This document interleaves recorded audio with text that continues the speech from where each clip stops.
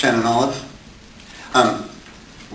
We're gonna limit each testimony. I'm sorry. Okay, all right, 3 minutes.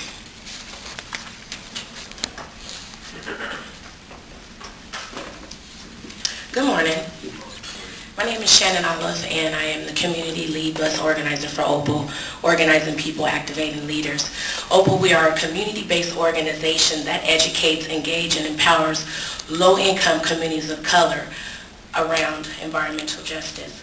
You may ask, what is environmental justice? Environmental justice is the right and decent, safe quality of life, regardless of your income, your culture, or your race. In any environment that you may live, work, play, pray, you should have access to clean water, fresh air, and a healthy neighborhood. When I hear the word justice, I think about rights. I always tell people that equity is not a privilege, it's a right. When I think about rights, I think about human rights. Human rights are rights and freedom to which all humans are entitled. And the Universal Declaration of Human Rights states in Article number 19, everyone has the right to freedom of opinion and expression. This right includes freedom to hold opinions without interference and to seek, receive, and impart important ideas through media regardless of frontier. Article 21, 1 through 2, everyone has the right to take part in government of his or her country directly or through freely chosen representatives. 2, everyone has the right of equal access to public services in his or her country. I ask, are our rights being violated? Yes, in this case they are. I'm looking at the agenda, today's agenda, and all the resolutions talked about getting authorization of streetcars and more light rails. I did not see anything that asked for authorizations for funding to get more buses on the roads for the families who are going to be impacted. Do you know? You don't know. Why? Because you didn't reach out to the families to allow our voices to be heard when the decision was made about the fare increase and service cuts. So we are here today, OPAL, and represent our bus riders, and we're demanding that you stop the fare increase. You stop the service cuts. You give us what we need, more buses, and you give us a fair transit system. Thank you. Thanks, Shannon. John Charles.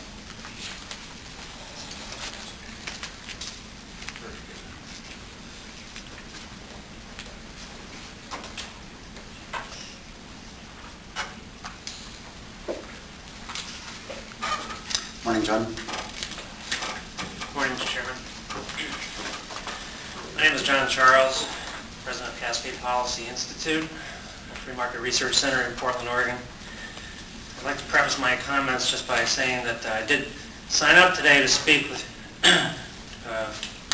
regard to the budget. I was disappointed that none of the resolutions allowed public involvement, that we're now speaking after the board meeting is already over.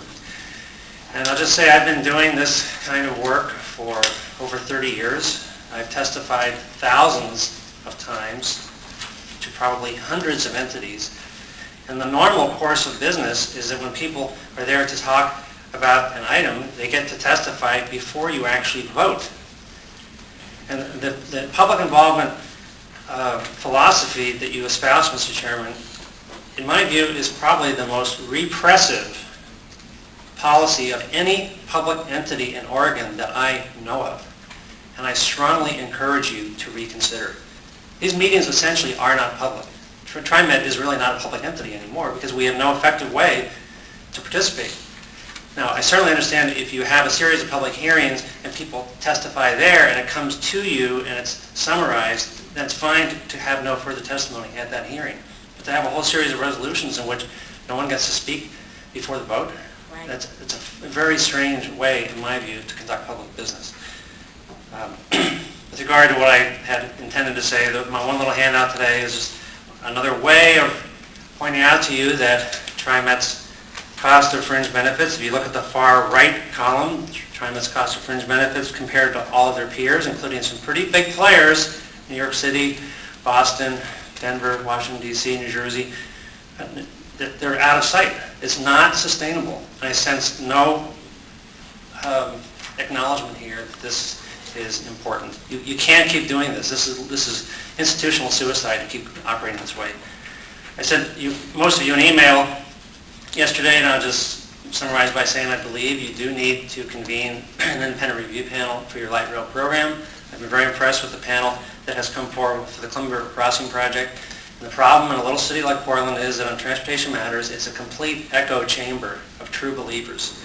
It's a waste of time, frankly, until you can bring in some outside people and talk about TriMet's almost 25-year track record on this, to step back and say, is this something we want to do for 25 or more years? I think you're just going to be heading right down the river off the Niagara Falls, and you're getting to the point where you almost can't back out. My final point is I suggest that you ask the financial staff to present to you a 20-year forecast of revenues and expenses, because on page 241 of this document that shows you the 10-year forecast, it soothingly shows a balanced budget for 10 years, largely because at least $1 billion of unfunded future liabilities are off book. They're into the 2020s. You need to know what all of those future liabilities are. Then they need to come back to net present value terms with an array of discount rates, and you need to have a hard look at whether you are going to have necessary revenue. If you can't do that, then you actually don't know what you're running here as an entity. Thank you. Thank you, John. I would take exception with your comments regarding public process and public input into this.